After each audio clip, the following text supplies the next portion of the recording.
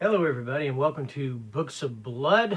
And if the thumbnail came up correctly, what you're going to notice is that this is not Books of Blood this time around. This is Cinema of Blood, because this is where I present my horror movie collection. And this is going to be part 26. Now, this is the first time that I've actually put the Cinema of Blood thumbnail up there for everybody to see.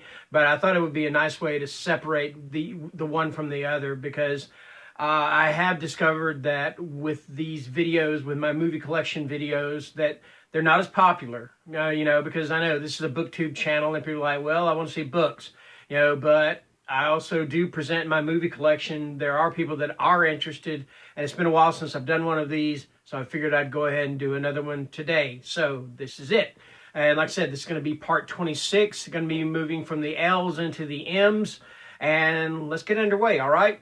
So first up, we have the remake or kind of an origin story for Leatherface from the Texas Chainsaw Massacre. And this is directed by the two directors that directed the French extreme horror film Inside, which is absolutely fantastic, but it is disturbing as hell. Anyway, this is Leatherface.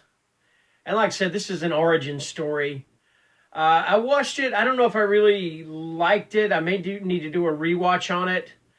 But it definitely is different from what these two directors, what I'm used to from these two directors. Excuse me. The directors I'm speaking of, I hope I'm not butchering their name, are Julian Maury and Alexandre Alexander Bustillo, I believe it's pronounced. So let's see. We got to do the synopsis here. All right. In Texas, years before the events of the Texas Chainsaw Massacre, in the early days of the infamous Sawyer family, the youngest child is sentenced to a mental hospital after a suspicious incident leaves the sheriff's daughter dead.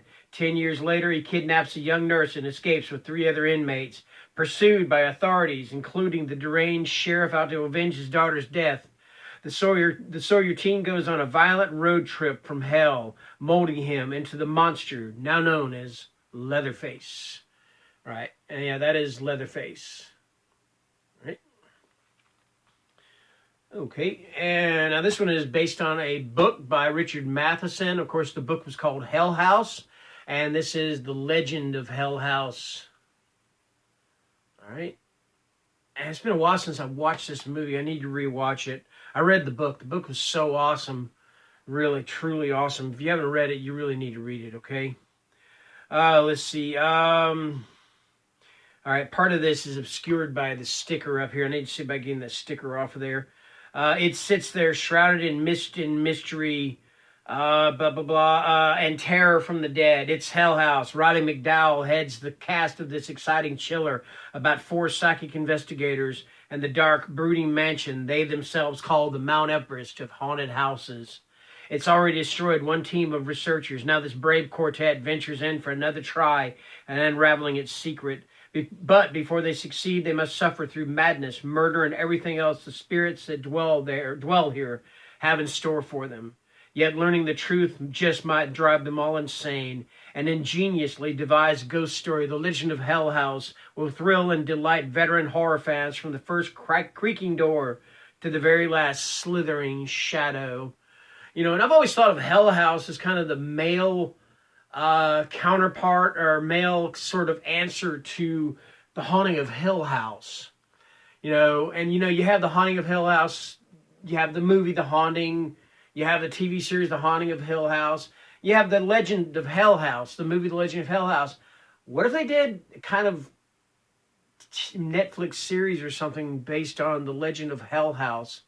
It would kind of act as a counterpart or balance or whatever between the Haunting of Hill House and, Hell House itself. So I think it'd be pretty interesting. You get the right director, get the right actors. I mean, look what they did with The Haunting of Hill House. I mean, that was just horror perfection, if you ask me. All right.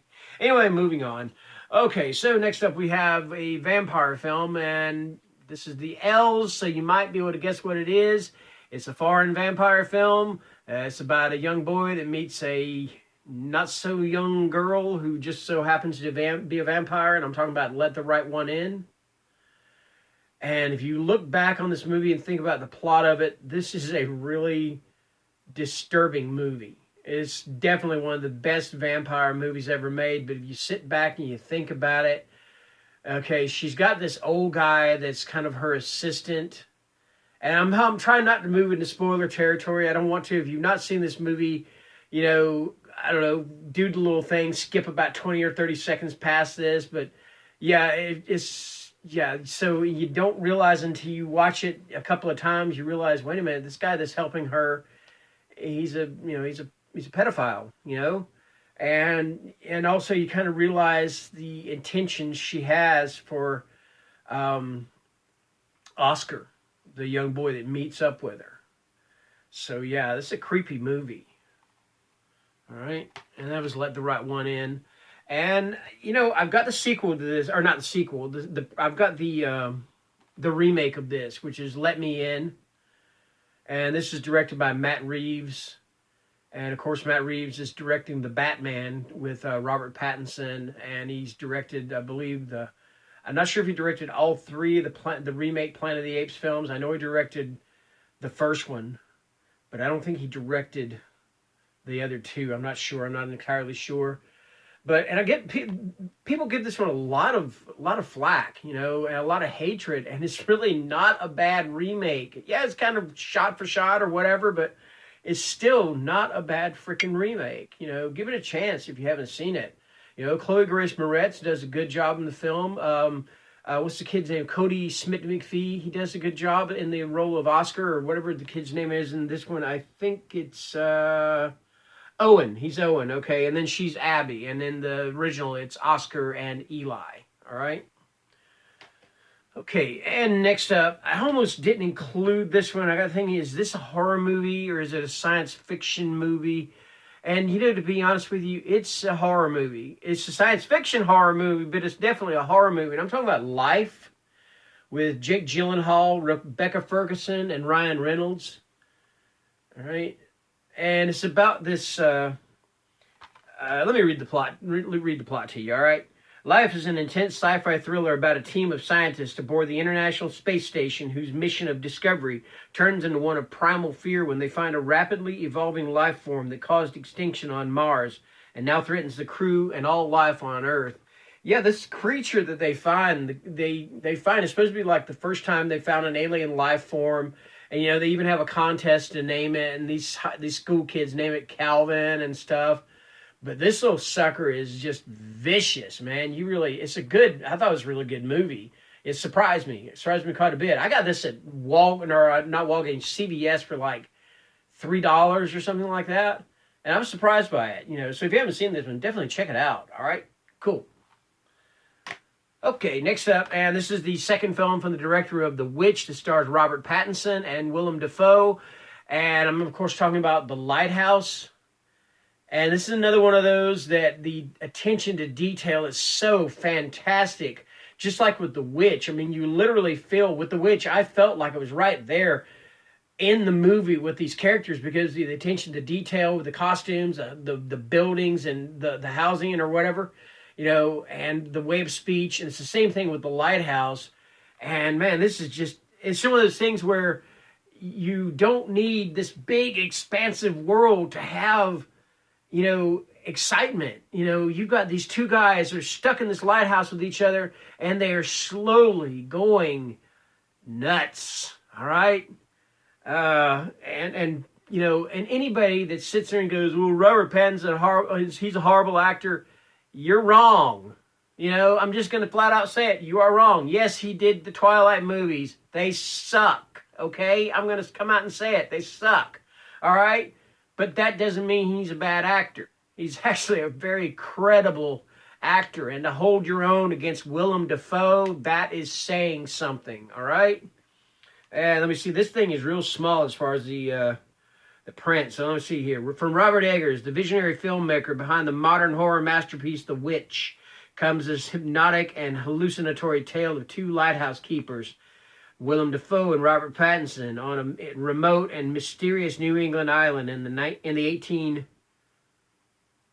1800s. I'm sorry, I can't tell if that's 1880s or hundreds. I think it's 1800s. as an approaching storm threatens to sweep them from the rock and strange apparitions emerge from the fog.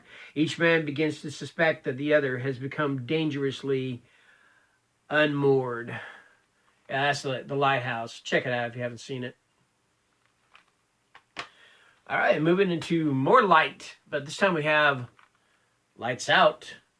And this is a bigger budget, more expansive remake of the YouTube film. The film's been going on YouTube called Lights Out. You know, the one where the woman turns the light out and she can see the shadow of somebody standing there, or the shape of somebody standing there. She turns the light on, it's gone, light off, it's there, and it keeps getting closer and closer. This one got a little bit of flack also. I didn't think it was that bad. You know, I do think it could have been better, but it was decent. All right. Let's see who's in this movie. I'm not sure. Okay, Teresa Palmer, Gabriel Bateman, Billy Burke, Maria Bello. Maria Bello is good in just about anything she is in. A History of Violence. She's awesome in that. What is some of the other stuff she's been in? I can't even think, you know, but she always does a great job in whatever she's in. So yeah, this is Lights Out, a more expansive remake of the YouTube film. And it's directed by David Sandberg, who also directed the YouTube movie itself. And he also directed Annabelle Creation. He also directed the Shazam movie, you know, Captain Marvel. Yeah, he was Captain Marvel on the DC things, but you got the female Captain Marvel from Marvel Comics, you know. All right. Okay, next up, I got to say, this director, he gets... This guy is one of the most divisive directors, you know, that I've ever come across. You either love him or you absolutely hate him. And I'm talking about Rob Zombie. And I'm talking about The Lords of Salem. Now, don't get me wrong, I love Rob Zombie as a director, but I was not as pleased with this movie itself. All right? It's good. Don't get me wrong, it's good. It just wasn't what I was looking for from a Rob Zombie movie, you know. And I will say this, you know, he needs to quit casting his wife in every single one of his movies. It's just kind of become a worn-out joke, you know. She's good in some of them, and then in other ones, it's just like, oh, please stop, all right? Please, just stop, okay? All right, anyway, Lords of Salem. It has been called disturbing, nerve-shattering, and Rob Zombie's masterpiece, and that's all these blurbs from different reviews or whatever. From the nightmare mind of writer-director Rob Zombie comes the terrifying story of Salem, Massachusetts radio DJ Heidi LaRoe, Sherry Moon Zombie of the Devil's Rejects, which Devil's Rejects is Zombie's masterpiece, okay? It is, trust me. All right. Who receives a mysterious record labeled a gift from the Lords, but when Heidi plays the disc, its bizarre sounds will trigger visions of the town's depraved past, release the darkness within her own damaged soul, and unleash the long-awaited vengeance of Satan himself. Bruce Davison, Willard, and a coven of genre legends co-star in the stunning witchcraft shocker that Beyond Hollywood calls a full-on piece of satanic madness. The Lords of Salem is light years away from the 99% of modern commercial horror cinema. Not really, but anyway. Let's see what we got in this thing, because we do have a great cast here. Bruce Davison, Jeff Daniel Phillips, he's been in some of Zombies movies. Ken Foray has been in them. Patricia Quinn, Dee Wallace has, Maria Conchita Alonso, Judy Geeson, Meg Foster. Yeah, so yeah, that's it. The Lords of Salem. Okay. All right, this next one up is one that I've only watched one time, and I don't remember very much about it, but it's called Lost After Dark. And of course, you can tell it's a slasher movie, or so it looks like one. All right. Spring Ball, 1984. Adrian, Kendra Timmons from Midnight Sun and Winging It. A straight-A student joins her quarterback crush, Sean. Justin Kelly, Maps to the Stars, Big Muddy, and some friends, and sneaking out of their high school dance for some unsupervised mayhem. The teens' party plans hit a snag when they run out of gas on a deserted road. They head out on foot and discover a rundown farmhouse where they hope to find help, but instead find themselves at the mercy of Junior Jode, played by Mark Wiebe of Sweet Karma. I've never heard of him. A lot of you guys I've never heard of. cannibal killer from an urban legend. After the brutal murder of one of their friends, the group's quest for help becomes one of survival.